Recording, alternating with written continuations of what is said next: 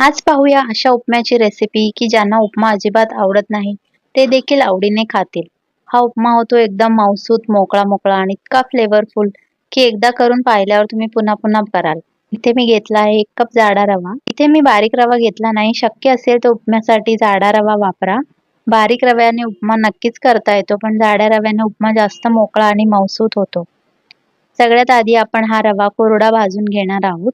कढईमध्ये रवा घ्या आणि मंद आचेवर 7 ते 8 मिनिटं छान भाजून घ्या. रवा भाजताना सतत किंवा अधूनमधून हलवत राहायचं, कारण रवा तळाला लागू शकतो. आणि रवा भाजताना गॅस मंदच ठेवायचा. आता रवा भाजत असतानाच आपली भाजीची तयारी करून घेऊया. मी इथे एक मध्यम आकाराचा कांदा घेतला आहे आणि तो बारीक चिरून घेतला आणि 1 गाजर घेतलं. माझं गाजर खूप मोठं होतं म्हणून मी अर्धा गाजर घेतलं. तुमच्याकडे छोटं असेल तर तुम्ही अख्खं घेऊ शकता आणि भाज्यांचं प्रमाण तुम्ही तुमच्या आवडीनुसार कमी जास्त करू शकता. तुम्हाला ज्या भाज्या आवडतात त्या घाला आणि ज्या नाही आवडत त्या अगदी आरामात स्किप करा. यामध्ये तुम्ही ढोबळी मिरची घालू शकता, बारीक चिरलेली फरसबी घालू शकता. अगदी तुमच्या आवडीनुसार भाज्या वापरू शकता. इथे मी थोडं आलं घेतलं आहे. आल्याची साल काढून घेतली आणि ते बारीक चिरून घेते. उपम्यामध्ये आलं जरूर घाला, त्यामुळे उपम्याला खूप छान फ्लेवर येतो. तुम्हाला बारीक चिरायला आवडत नसेल तर तुम्ही ते आलं किसूनही घालू शकता. आणि 1 हिरवी मिरची मी घेतली आहे. ही मी खूप बारीक चिरलेली नाही, थोडे मोठे तुकडे करून घेतले.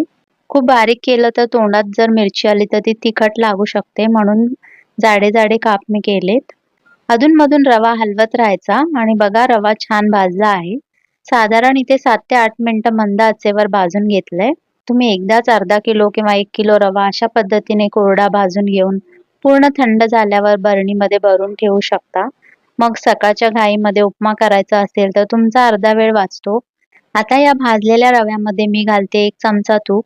तुपामुळे उपम्याला एकदम छान फ्लेवर येतो आणि आता हा रवा तुपासोबत आणखीन साधारण 2 मिनिटं मी परतून घेते. जास्त भाजायची गरज नाही, कारण आपण रवा आधीच व्यवस्थित भाजून घेतलेला आहे. आता हा रवा एका ताटामध्ये काढून घेऊया आणि त्याच कढईमध्ये आपण घेणार आहोत 1 मोठा चमचा तेल. तेल गरम झालं की यामध्ये 1 चमचा मोहरी आणि 1 चमचा जिरं घालूया. मोहरी छान तडतडली की आता यामध्ये मी घेतलंय अर्धा वाटी शेंगदाणे आणि थोडे काजू. आता हे भाजलेले शेंगदाणे आणि काजू आपण एका ताटामध्ये काढून ठेवूया. आता त्याच कढईमध्ये मी घातले 1 चमचा चणा डाळ आणि 1 चमचा उडदाची डाळ. मी या डाळी आधी स्वच्छ कपड्याने पुसून ठेवल्या होत्या. डाळी छान परतून घ्यायच्या. त्यांचा हलकासा रंग बदलला की पुरेसं होईल. आता यामध्ये आपण चिरलेली हिरवी मिरची, चिरलेलं आलं आणि बारीक चिरलेला कांदा घालूया. हे सगळं व्यवस्थित परतून घेऊ. कांदा खूप छान परतायचा नाही. फक्त कांदा थोडासा पारदर्शक म्हणजे ट्रान्सपरंट झाला की पुरेसा आहे. साधारण 1-2 मिनिटं परतून घेतलं की कांदा छान तयार होतो. आता यामध्ये कढीपत्ता घालूया. आता यामध्ये आपण घालणार आहोत फ्रोझन मटार आणि बारीक चिरलेले गाजर. भाज्या घातल्यानंतर 1-2 मिनिटं व्यवस्थित परतून घ्या. यामुळे भाज्यांचा कच्चा वास निघून जातो आणि नंतर उपम्यामध्ये भाज्यांचा कच्चेपणा जाणवत नाही. भाज्यांना थोडीशी चव चांगली येते. आणि आता यामध्ये मी घालतेय 3 कप एवढं पाणी.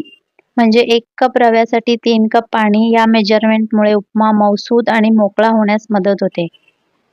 तुमच्या रव्यांच्या प्रकारानुसार पाण्याचं प्रमाण थोडं कमी जास्त होऊ शकतं. पण तुम्ही हा रेशो नक्की ट्राय करा. उपमा खूप कोरडा झाला तर खाताना घशात अडकतो असं वाटू शकतं, म्हणून पाणी कमी पडू देऊ नका.